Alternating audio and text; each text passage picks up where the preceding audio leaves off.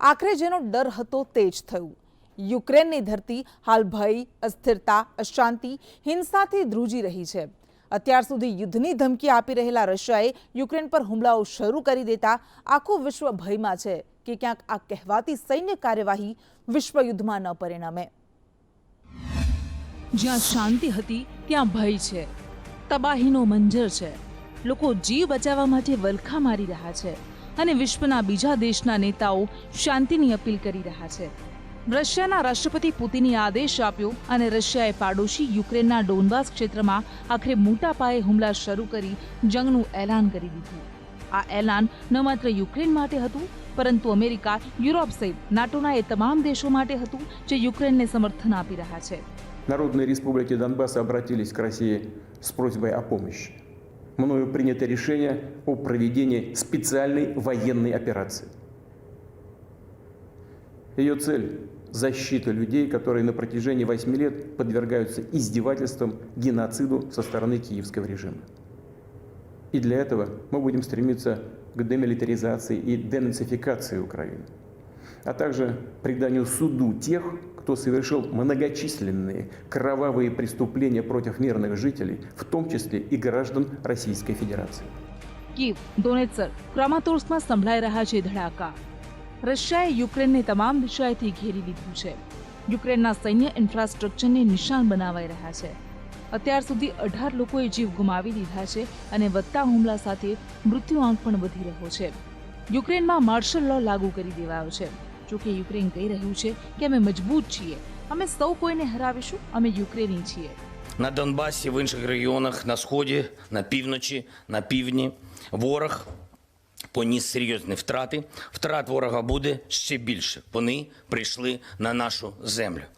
Ми вже видаємо зброю і будемо видавати для захисту нашої землі всім бажаючим, всім спроможним захищати наш суверенітет. Від кожного громадянина України залежить. Ukraine દાવો કરી રહ્યું છે કે તેણે 6 રશિયન હેલિકોપ્ટર્સને તોડી પાડ્યા છે, તો રશિયા આ દાવાને નકારી રહ્યું છે। યુદ્ધ છેડાઈ ગયું છે। અમેરિકા સહિતના નાટો દેશો રશિયાના હુમલાની ટીકા કરી રહ્યા છે। I cannot believe this is being done in your name, or that you really want the pariah status it will bring to the Putin regime. And I say to the Ukrainians in this moment of agony, we are with you. We're praying for you and your families, and we are on your side. તો NATO કહી રહ્યું છે રશિયાનું આક્રમણ અયોગ્ય છે। And the bravery of the Ukrainian men and women in uniform who are now standing up against the Russian invasion. So we continue to stand together, condemning the Russian full-scale invasion of Ukraine, and the allies stand together also in sending a message that we will never accept the brutal violation of international law that we see taking place as Russia now invades Ukraine. ફરી એક વખત વિશ્વ બે જૂથમાં વહેંચાઈ રહ્યું છે। America, France, Germany સહિતના NATO દેશ યુક્રેનની પડખે છે, તો ચીન, અઝરબૈજાન જેવા દેશો રશિયાની। જો તે વિશ્વયુદ્ધમાં પરિણમ્યું તો ભયંકર વિનાશ નોતરશે તે નક્કી છે। कीमत रशिया को बहुत चुकानी पड़ेगी। आर्थिक निर्बंध एक बात हो गई, रशिया का सबसे बड़ा उत्पन्न का साधन है तेल और गैस, और अगर तेल और गैस की ही कीमत का उनका एक्सपोर्ट बंद हो जाए तो उनको नुकसान पड़ेगा। ભયાનક જંગ શરૂ થઈ ગયો છે। યુદ્ધ ક્યારેય કોઈનું ભલું નથી કરતું અને આ ધડાકાઓ, રક્તરંજિત ધરતી, ધ્રુજતા લોકો તેના સાક્ષી છે। બ્યુરો રિપોર્ટ, સંદેશ ન્યૂઝ। વૈશ્વિકીકરણના આ યુગમાં વિશ્વના કોઈ પણ એક છેડે ઊભી થતી અસ્થિરતા આખા વિશ્વને અસર કરતી હોય છે। જ્યારે યુક્રેન અને રશિયા વચ્ચેનું યુદ્ધ અને તેમાં નાટો દેશોની સામેલ થવાની શક્યતાએ ભારતને પણ પ્રભાવિત કર્યું છે।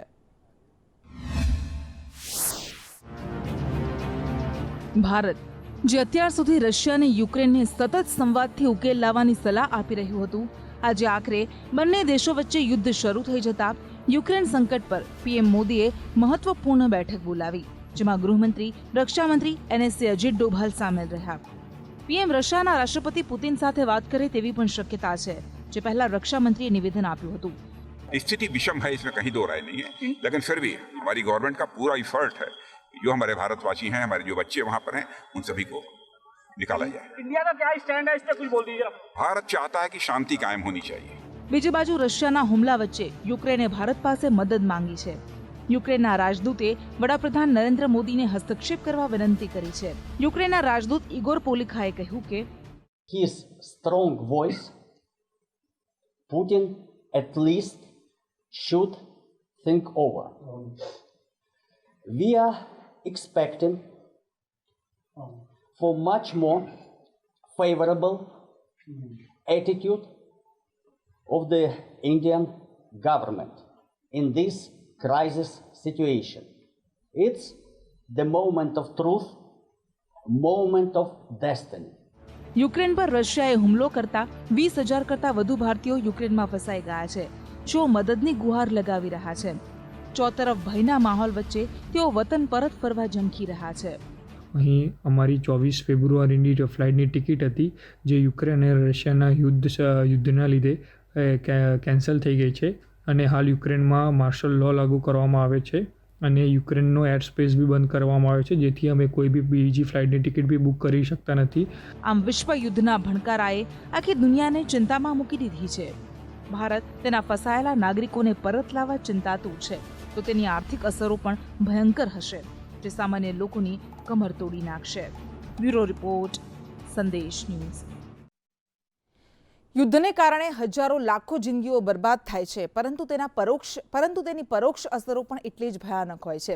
સામાજિક અને માનવીય સંકટ નોતરતા જંગની આર્થિક અસરો પણ માણસને જીવતા મારી નાખે છે. માત્ર માનવીય સંકટ નોતરે, પરંતુ આર્થિક અને સામાજિક ખુવારી પણ નોતરતો હોય છે આ જંગ. યુદ્ધ ન માત્ર માનવીય સંકટ નોતરે છે, પરંતુ આર્થિક અને સામાજિક ખુવારી પણ નોતરતું હોય છે. રશિયા યુક્રેન વચ્ચેના જંગને કારણે દુનિયામાં આર્થિક ભૂકંપ જેવી સ્થિતિ ઊભી થઈ છે. ક્રૂડ ઓઇલની કિંમત $104 પ્રતિ બેરલ થઈ ગઈ છે. ડોલરની સરખામણીએ રૂપિયો 104 પૈસા નીચે પહોંચ્યો છે. ભારતીય શેર બજાર પર પણ ભારે અસર થઈ. ભારતીય શેર બજાર મોટા કડાકા સાથે બંધ રહ્યું. સેન્સેક્સમાં 2700થી વધુ પોઈન્ટનો કડાકો નોંધાયો, તો નિફ્ટીમાં 800થી વધુ પોઈન્ટનો કડાકો જોવા મળ્યો. શેર માર્કેટના તમામ ઇન્ડેક્સ ઘટાડા સાથે બંધ થયા. સોનાનો ભાવ 54,000 પાર પહોંચી ગયો, તો 1 કિલો ચાંદીનો ભાવ 65,000 પાર पहुंची गयो है। और उससे हुआ क्या है कि जो तेल की कीमतें हैं वो एक बहुत बड़ा उछाल हो गया है उसके अंदर, और आप देखेंगे कि 10 साल के अंदर पहली बार जो तेल की कीमतें हैं वो $100 से ऊपर बैरल पहुंच गई है। The stock market has crashed, and stock market today has been crashing for last 6 days. The prices of the Indian crude basket has reached a 7 years high, which simply means that the prices of petroleum and diesel and gas will rise. તેલ અને natural ગેસના ભાવ વધતા માલના પરિવહન પર પણ અસર પડશે, અને તેના કારણે જીવન જરૂરિયાતની તમામ વસ્તુઓ જેમ કે શાકભાજી, ફળ, દાળ, તેલ વગેરે મોંઘી થશે, અને ફુગાવાનો દર આસમાને આંબી જશે, અને ફરી દેશની કેન્દ્રીય બેંક RBI દર વધારવા મજબૂર થશે, જેની ફરી લોકોના ખિસ્સા પર અસર પડશે. આમ આ વિષ ચક્ર ભયાનક છે. રશિયા અને યુક્રેનનું યુદ્ધ અહીં જ સમાપ્ત નહીં થાય તો વિશ્વમાં આનાથી પણ વધારે વિકટ સ્થિતિ આવશે તે નક્કી છે. મહામારીમાંથી માંડ બેઠા થઈ રહેલા આપણા દેશને મરણતોલ ફટકા પડશે અને જનતા લાચાર બની જશે. બ્યુરો રિપોર્ટ, સંદેશ ન્યૂઝ. એવી કહેવત છે કે પ્રેમ, યુદ્ધ અને રાજનીતિમાં બધું જ યોગ્ય હોય છે. એક તરફ વિશ્વ ફરી એક વખત યુદ્ધ તરફ ધકેલાઈ રહ્યું છે, તો બીજી બાજુ ઉત્તર પ્રદેશનું રાજકીય યુદ્ધ પણ દરરોજ તેમાં નવા નવા વાક પ્રહાર લાવી રહ્યું છે. એક સમયે અંગત ગણાતા નેતાઓ પર થતા વાડ પ્રહાર રાજનીતિનું એક અલગ જ ચિત્ર રજૂ કરે છે. જોઈએ યુપીના મહાભારત પર અમારો આ વિશેષ રિપોર્ટ. सपा की सरकार हो मंत्री, बीजेपी की सरकार हो तो मंत्री, बताओ इस बार छुट्टी हो गई कि नहीं हो गई? अगर छुट्टी वहां से हुई है तो छुट्टी अगर आप कर दोगे तो हमेशा के लिए छुट्टी हो जाएगी. यहाँ पर जो लगातार जीत रहे हैं उनके लिए कुंडी लगाओगे कि नहीं लगाओगे? और ऐसी कुंडी लगाना क्या दोबारा कुंडी न खोल पाए. પૂર્વાંચલના પ્રતાપગઢની કુંડામાં કુંડી લગાવવાની વાત કરી. જે સરકાર આવે તેમાં મંત્રી બનવાનો તંચ કસી અખિલેશ યાદવ જેના પર પ્રહાર કરી રહ્યા છે તે છે જનસત્તા દળના રાષ્ટ્રીય અધ્યક્ષ અને કુંડાના ધારાસભ્ય રઘુરાજ પ્રતાપસિંહ ઉર્ફ રાજા ભૈયા, જેઓ એ જ સમયે અખિલેશ યાદવના નજીક રહ્યા. તેમના પર જ અખિલેશ યાદવે પ્રહાર કર્યા. એક એવા નેતા જેઓ સ્વતંત્ર ઉમેદવાર તરીકે લડીને પણ જંગી બહુમતથી જીત્યા, જેમના પર આરોપ પણ લાગ્યા, જેઓ જેલ પણ ગયા અને બાહુબલી તરીકે પણ ઓળખાયા, જેમના પર વિરોધીઓને મગરવાળા તળાવમાં ફેંકી દેવાની ચર્ચાઓ પણ ચાલી. સાંભળો સંદેશ સાથેની ખાસ વાતમાં તેમણે શું કહ્યું. પૂર્વાંચલની રાજનીતિની જ્યારે વાત કરતા હોઈએ ત્યારે કુંડા વિધાनसभा ક્યારેય બાજુ પર नहीं મૂકી શકાય. विधानसभा धारासभ्य राजा भैया अपनी साथ है. आपका स्वागत है संदेश न्यूज में. आप हम नारा सुन रहे थे, अभी आपका भाषण भी सुन रहे थे. 1.5 लाख के पार की जब बात होती है, पिछली बार 1 लाख से भी ज्यादा बहुमत से आप जीते थे, इतना आत्मविश्वास कहाँ से आता है राजा भैया? जनता के आशीर्वाद से. और ये नारा हमारा नहीं है, ये 1 लाख पार का नारा भी जनता ने दिया था और 1.5 लाख पार का नारा भी जनता ने. हम सिर्फ प्रत्याशी हैं. बहुत सारी सरकारों में आप मंत्री रहे, राजनाथ सिंह के साथ, कल्याण सिंह के साथ, मुलायम सिंह यादव, अखिलेश यादव. अब किन के साथ जाने की सोची? नहीं, देखिए, जनसत्ता दल बिना किसी दल से गठबंधन किए, अपने बलबूते पर, बिना किसी बैसाखी के, जनता के भरोसे, अगर ऐसी स्थिति बनती है किसी के साथ जाना, तो यहाँ के जिन लोगों ने जिताया है, सबसे पहले तो उनका मार्गदर्शन लेंगे. पार्टी के कार्यकर्ताओं की सलाह ली जाएगी, पदाधिकारियों से वार्ता होगी, फिर जब कोई निर्णय होगा फिर आपको बताया जाएगा. मायावती की सरकार में आपके ऊपर बहुत केस हुए. क्या हम ये मान ले कि पूरे देश में जहाँ पे भी जिसकी भी सरकार आती है, वो अपने हिसाब से राजनीतिक दुश्मनी निकालने के लिए वो प्रयास करते हैं ऐसे, और कानून का, संविधान का, सत्ता का गलत इस्तेमाल किया जाता है? पोटा एक बड़ी खतरनाक धारा थी. अच्छा, सब लोग, चाहे वो यहाँ के हों और चाहे प्रदेश के, देश के किसी भी कोने में, हर आदमी ये मानता था कि न मैं देशद्रोही हूँ और न हम आतंकवादी हैं. पोटा देशद्रोहियों और आतंकवादियों के लिए बनी हुई धारा थी. इसी को लेकर के बहस हुई. आपको याद होगा, कंबाइंड सेशन, यानी कि संवेद सदन, राज्यसभा लोकसभा दोनों बुलाया गया.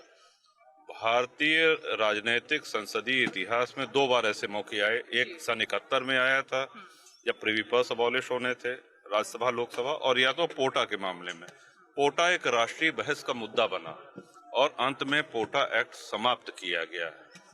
तो ये हमारे लिए अपने आप में, और जनता का आशीर्वाद रहा, उन्होंने संघर्ष को और प्रोत्साहित किया और हमको बल मिला उनसे. आप लोग क्या छवि बनाते हैं, ये आप लोग का विशेषाधिकार है. जिसको जैसा चाहें दिखा दें.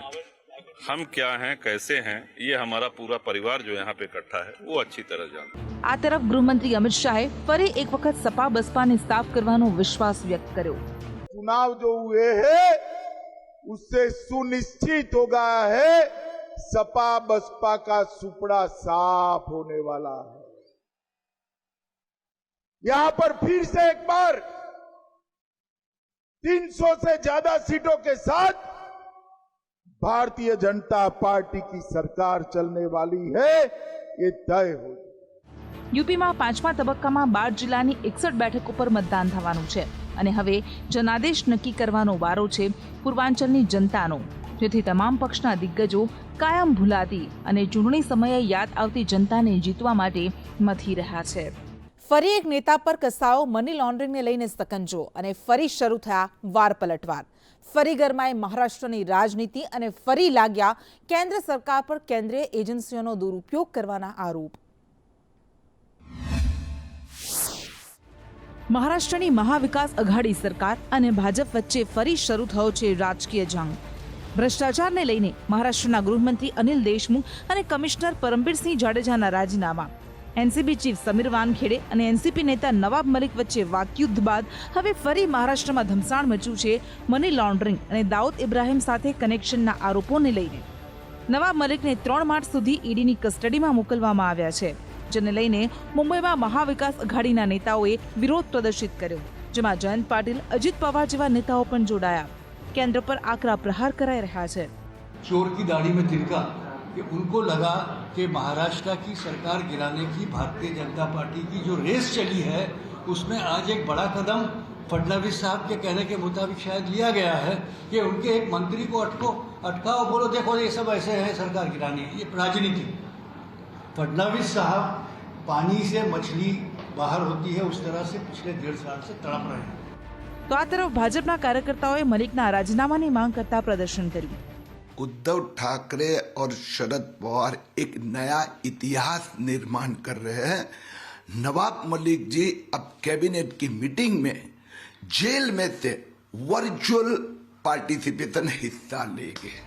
મલિકની ધરપકડના પડઘા મહારાષ્ટ્રમાં જ પડ્યા છે એવું નથી। સપાના અખિલેશ યાદવે ભાજપ પર નિશાન સાધ્યું। भारतीय जनता पार्टी जिस समय घबराती है, इस तरह की एजेंसियों को सामने ला करके लोगों को अपमानित करती है, झूठे मुकदमे लगा करके जेल भेजती है। हमने कई बार देखा है, यहाँ पर भारतीय जनता पार्टी की सरकार ने बताया था कि उनको खतरा है, टेररिस्ट अटैक हो सकता है विधानसभा में। कोई पुड़िया निकली थी और बाद में वो पुड़िया निकली बुरादा, लकड़ी का घिसा हुआ पाउडर। તો બસપા સુપ્રીમો માયાવતીએ કહ્યું કે ઉત્તર પ્રદેશમાં થઈ રહેલી વિધાનસભા ચૂંટણીને પ્રભાવિત કરવા દેશમાં ક્યારેક આતંકવાદના નામ પર તો ક્યારેક મહારાષ્ટ્રમાં ચાલી રહેલી તપાસ એજન્સીઓની પ્રવૃત્તિને લઈને જે થઈ રહ્યું છે તે અતિ દુર્ભાગ્યપૂર્ણ। જનતા સતર્ક રહે। આ એ જ મલિક છે જો દરરોજ વાનખેડે પર કંઈક નવો પર્દાફાશ કરતા અને આજે તેમની ફરતે જ ઈડીએ ગાળિયો કસ્યો છે। બ્યુરો રિપોર્ટ, સંદેશ ન્યૂઝ।